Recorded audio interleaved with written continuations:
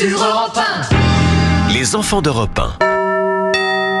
Et ce matin, Dimitri Pavlenko avec les enfants d'Europe 1, retour sur l'élection d'une immortelle. Oui, 18 mars 2010, Simone Veil entre à l'Académie française. L'ancienne ministre, Lord d'Autriche, est la 6e femme à rejoindre la coupole lors de la cérémonie d'intronisation. Oui, Simone Veil en habit vert devant 3 présidents de la République, Valéry Giscard d'Estaing, Jacques Chirac et Nicolas Sarkozy. Sous la coupole, Simone Veil évoque la mémoire de ses parents. Moi que ne quitte pas la pensée de ma mère, c'est à elle que je pensais.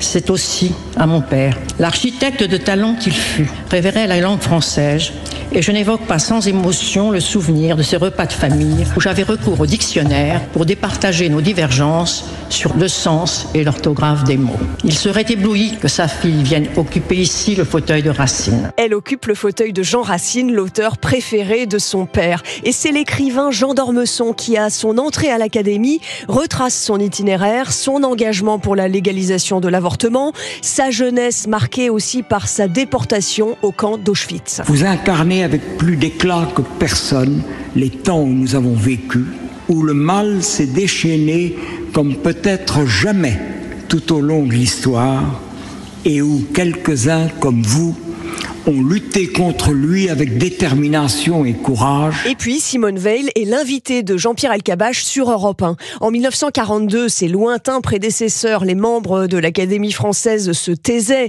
Pour la plupart fidèles au régime de Vichy, ils avaient choisi le silence, alors que Paris était occupé, que les policiers menaient la rafle du Veldiv, que les camps de la mort réduisaient en cendres tout un peuple. Simone Veil était-elle une adolescente ? Ça a été l'image de ce qu'était la France, une France occupée, une France qui, même quand les gens essayaient d'apporter un certain changement, ils n'y arrivaient pas.